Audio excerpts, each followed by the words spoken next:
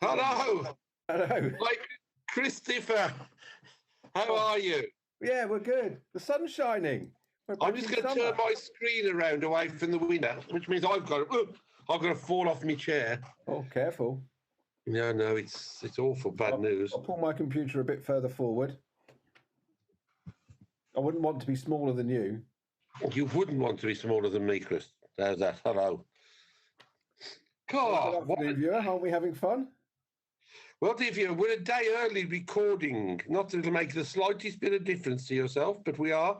It's Wednesday afternoon, and the good Reverend Grask and I are extremely excited because in a very short while I will be picking him up from the rectory in Loaders to take him to the Melplash showground, where I am going to supervise the putting up of the deanery tent for the show.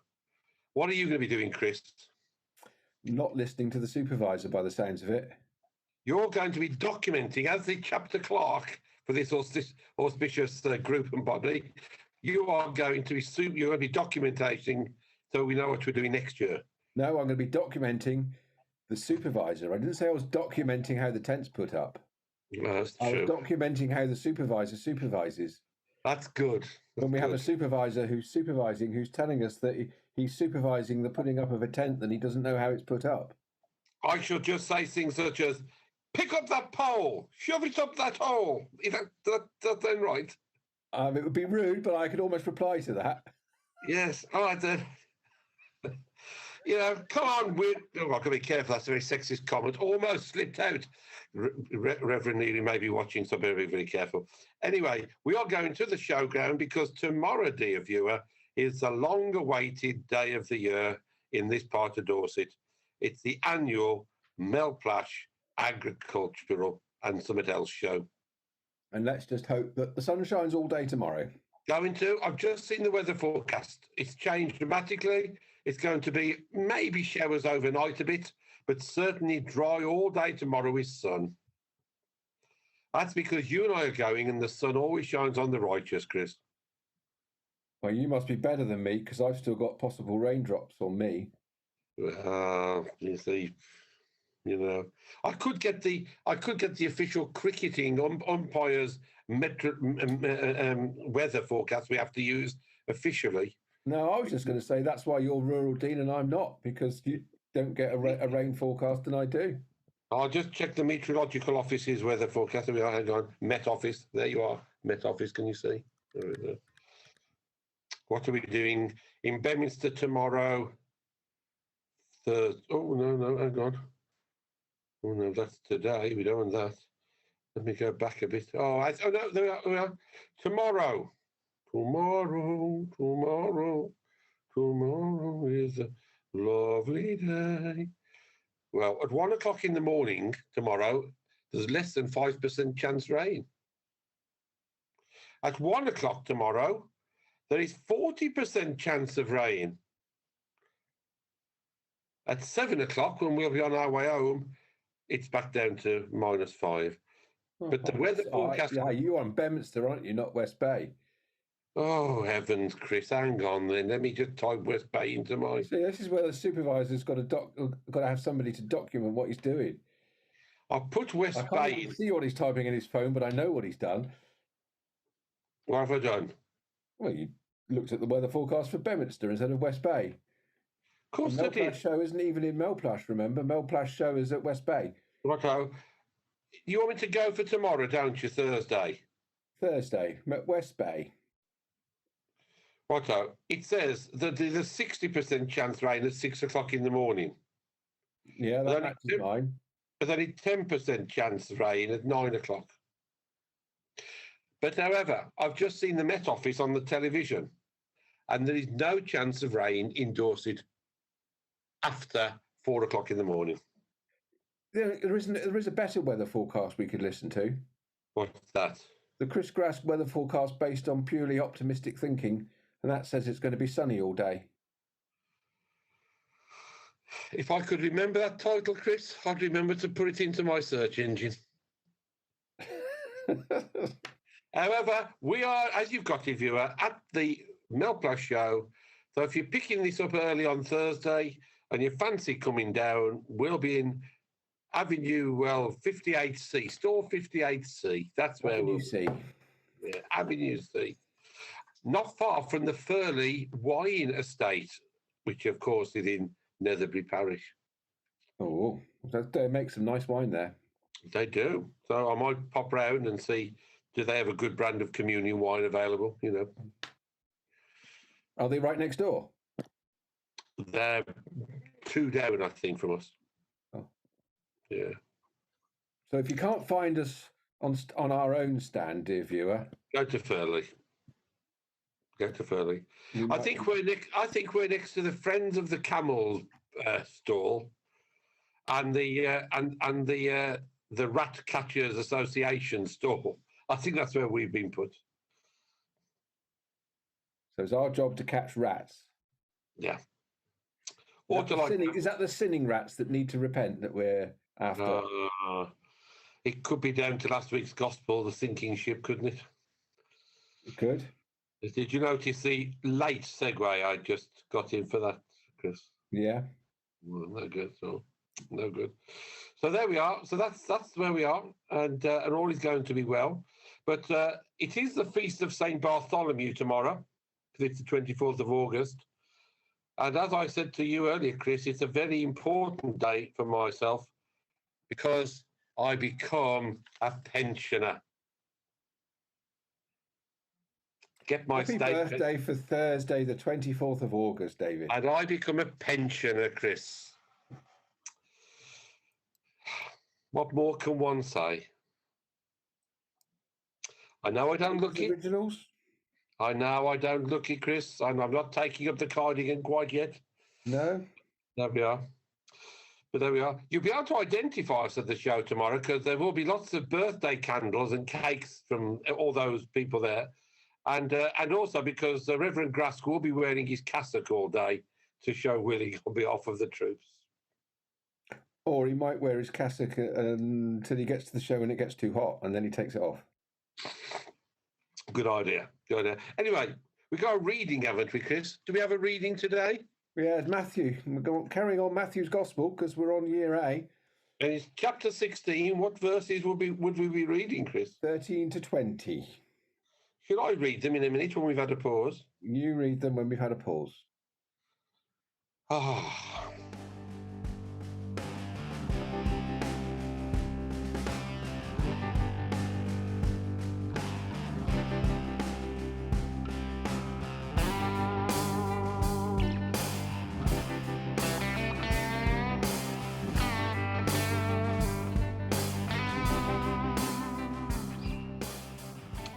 Now, when Jesus came into the district of Caesarea Philippi, he asked his disciples, "Who do people say that the Son of Man is?" And they said, "Some say John the Baptist, but others Elijah, and still others Jeremiah, or one of the prophets." He said to them, "But who do you say that I am?" Simon Peter answered, "You are the Messiah, the Son of the living God." And Jesus answered him, "Blessed are you, Simon, son of Jonah, for flesh and blood has not revealed this to you, but my Father in heaven.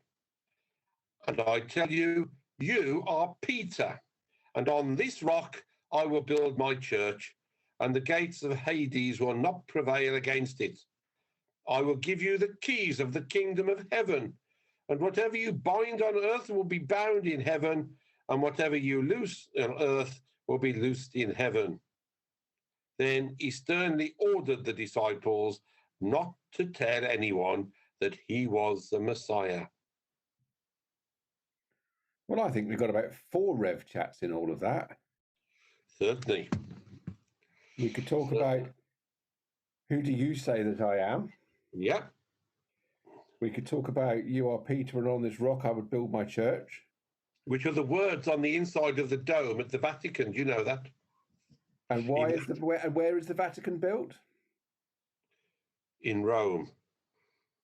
And what's St. Peter's Basilica? It's St. Peter, surprisingly. You just asked me what St. Peter's Basilica was. It's surprisingly St. Peter. Well, but it's the reported burial ground of St. Peter. It is. It So is. you've got, and I think the St. Peter's Basilica is still the largest church in the world. Mm. And the largest church of the world is built on the burial site of where Peter was buried. Yeah. And you are Peter, and on this rock I will build my church. In Latin. So that's another one. And Yeah. another one we could go on about conservatism versus liberalism.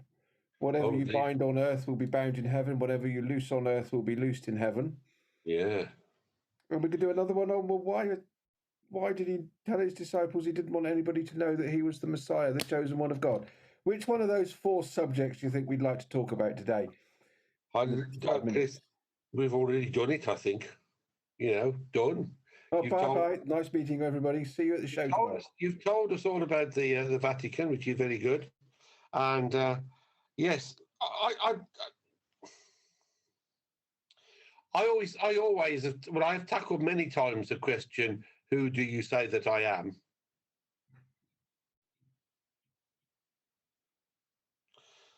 Who do people say that the Son of Man is? And who do you say that I am? And it's all right for us because we've got hindsight, haven't we? And lots of teaching. And we understand through that teaching that Jesus is the Son of God. It must have been tricky for those early disciples to get all that in their minds. Because we don't ever see God. How can he have a son? Would probably have been my first kind of, I'm a bit confused here. What's all this about? But isn't that what applies to us today? The number of people who actually, who do the people who go to church? Well, they think Jesus is the Son of God. Well, yeah, but what about you? Yeah. I was talking to somebody the weekend about whether God exists. This is, I don't believe in God, but I believe there's a fairy godmother. And I said, well, but isn't then that some form of external debate? And you can get into philosophy quite quickly with things like that. But it does actually beg the question, I think. It's so easy to go to church and just assume that other people know and let other people decide what you believe. At some point in life, you need to make our own decision. And to me, that's exactly what Jesus was getting at there. Who do you say that I am? I don't want, David, who do you say Jesus is? I don't want you telling me what Joe thinks. Yeah. I don't want you telling me what Deb thinks. No. I want to know what you think. And actually, I think sometimes in our churches, we go to church every Sunday and just assume that we believe what the Church of England believes, without really thinking, well, actually, what is it? What do I believe? Well, if you stand up a few minutes after you finish saying this, your sermon on Sunday, you're going to profess your faith in the words of the Creed, as I say, week in, week out. Yes. And we say, I believe in. And I wonder how much time people think about what it is they're saying, because they'll have been taught about that as part of their confirmation preparation. They may have studied a course on the creeds, which you can do if you do some of the coming to faith courses, of course. But what is it that I believe, and how do I believe it? Well, a lot of what I believe, ultimately, you believe in because it's about faith, isn't it? You trust and believe in something you have no ultimate proof over. I believe that Jesus is the Son of God, but I don't have that faith. I can actually give you something and show you a letter from Jesus saying, or from God saying, Jesus is my son. All of this contains the story about that and why we believe Jesus is the Son of God. Mm-hmm. But I don't have the ultimate proof, other than somewhere deep inside, I believe it to be true and honest. And I believe it affects my life to the extent that I live a life in the way that I do because that's what I believe God asks of me, to do it on his behalf, to show goodness and goodwill in a world which at times is falling apart. Yeah, and maybe it's falling apart because people have stopped believing. Possibly. And stopped acknowledging there's a God. The other thing I think is quite incredible about the Creed, is we say it every week in church, is it was written in 325 AD, and it's the same. So you've got 1,700 years of actually, this is what a definition of a Christian is. It doesn't have a definition about computers. It doesn't change every 5 minutes like modern day technology does. Actually, believing in God and being a Christian, it says nothing about how we're inclusive with LGBT stuff. It says nothing about the place of women in society or bioethics or genetic engineering or anything like that. Actually, the Creed just tells us this is what you have to believe in God. And this is how God interacts and is related to each other, the Father, Son, and Holy Spirit. And that doesn't change and is stable and is a constant. And I think that's good news. Because you have to have something in the world, perhaps in our lives. I'm trying to choose my words very carefully. You have to have something in the world, and I believe I need something in my life, which may prove a weakness or a whatever. I don't know. I'm quite happy to debate that philosophically. But I believe you've got to have something that is constant. Otherwise, you're forever going around in circles or chasing your tail, as my mother would have said, And for me, God is that stable thing. He doesn't change. As we hear in Scripture, it's the same today, tomorrow, and forever. And, it may be seen by some people as being a weakness to hang on to, but for me, it's vitally important that actually God is the stability that I can hinge my life on and use as the base for other people. Yeah, I was just having a review of going through the notes of a couple who got married a few years ago. And I made a little note. They were really impressed with the sharing of the peace in church and the sitting still and focusing on something other than themselves for half an hour. And they said actually they found that quite moving in themselves. And so it's part of that acknowledgement of actually, you know what, acknowledging there's a God is actually good for our mental health as well as our spiritual health. It's a good part of everything that we do. It's not a sign of weakness because you can't cope on your own.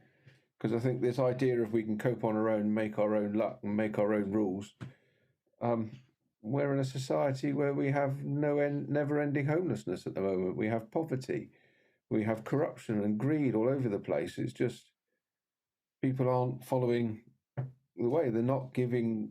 They're just becoming too selfish and too self-centered. And, even if you take the faith element away, Christianity takes self-centeredness away. Do you think that's what Jesus spotted in Peter to suddenly make that? Well, we know that Peter had said, I recognize who you are the Messiah, the Son of God, which I guess for someone who you're going to base the church on is a good starting point. They recognize that that's what you are. But I reckon there must have been other things. Now, I know, as I've said many times to you, and I don't want to bore you, that Joe thinks I have a downer on Peter because that statement we heard of in the Transfiguration.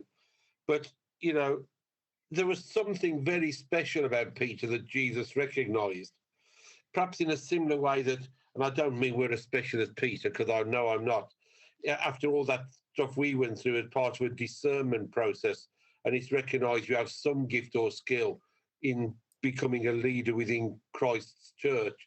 Peter, obviously, that was his discernment process, wasn't it? All the things that went before. And this is the moment when the board, the panel have seen something that they recognize. Yes, you're the one on who the church is to be built. Yeah. He's going to stop that. And we've got that with Peter, on this rock I'll build my church. And yet, if you just wind back, anybody who's been to church for the last few weeks, we had Peter walking on water, and when he began to sink, Jesus accused him of having very little faith. Yeah. And what did we have last week? We had this Canaanite woman Yeah. from well, she was north of Caesarea Philippi, wasn't she? Or about there, Yep. Tyre and Sidon, which is a bit further north. Yep. So she was from a foreign land. She was the wrong gender. She was the wrong ethnicity. Yep. Jesus said, "I don't want to heal you," but then he ends up saying, "You have great faith," and healed her daughter. So he did what she wanted, and I think it's a great proof of Jesus is here for both, for everybody. You've got Peter at one extreme, and yet you've got this Canaanite woman that I must admit I couldn't call her a Canaanite woman very much in my sermon on Sunday. I gave her a name of Sue. Well, there you are. Just because I thought she's a person and I can't. But so Jesus is here for all everybody. But then that means that all of us can be asked that question: who do people say the Son of Man is? Yeah. But there's no point in that Canaanite woman saying, "Well, Peter says." No. My dad says. It's got to come from your own conviction and heart, hasn't it? You're right. Yeah. Yeah. Yeah. And then on we go. What else do you say? Well, we can leave the rest for next year. Sternly ordered disciples not to tell anyone that he. And I mean, that's the phrase that comes up lots of times. Don't tell anybody about me. Don't tell anybody I've done this. Don't tell. And I don't understand it, but there must be something that I'm absolutely missing, Chris. Do you have a theological moment of wonderment to let us know why you think that is?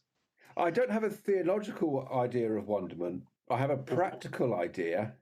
You're very practical, Chris. Keep going. And the practical idea is he already was, if you look at the feeding of the 5,000, he was trying to get away to a quiet place, and he had these too many people following him all the time, and he was trying to get away. So from a practical point of view, if it became total public knowledge that he was the Messiah, he would have been completely mobbed, and he wouldn't actually have been able to do his work.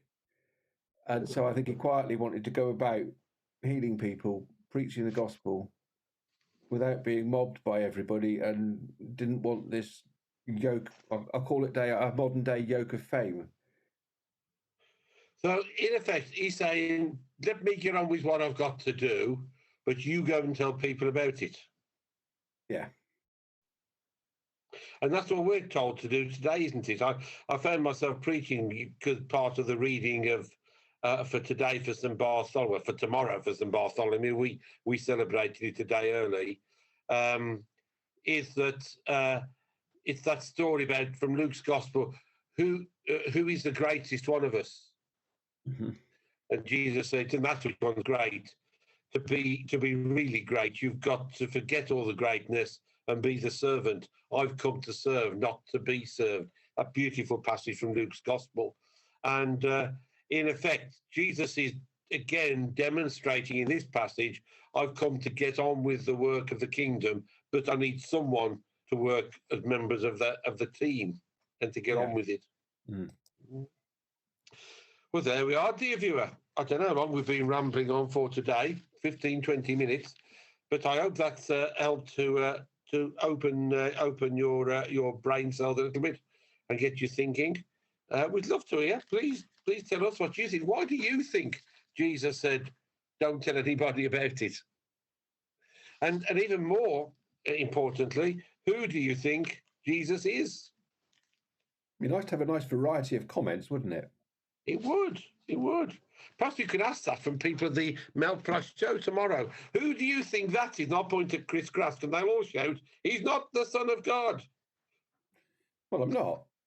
That's true. That'd be right, wouldn't they? It would. He's just a son of God. That's what you are. A child of God, you see. A loved child of God. We all are. That's the good thing about it. That's the good message, isn't it? We're all loved children of God. And we'll take that message to the show tomorrow. Even if we are stuck between the Camel Appreciation Society and the Rat Catchers Guild or something. I don't think we are. That'd be much nicer than that.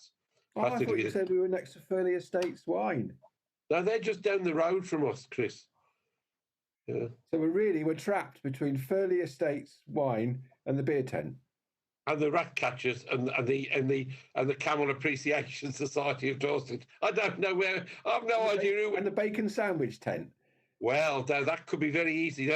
I think I have said to a well-known celebrity of this area, dear viewers, some of you may know him, somebody who I refer to as Wakely Junior, and that tomorrow, because it is this special day of old age for me, I don't expect just a bacon sandwich off him. I expect a steak sandwich.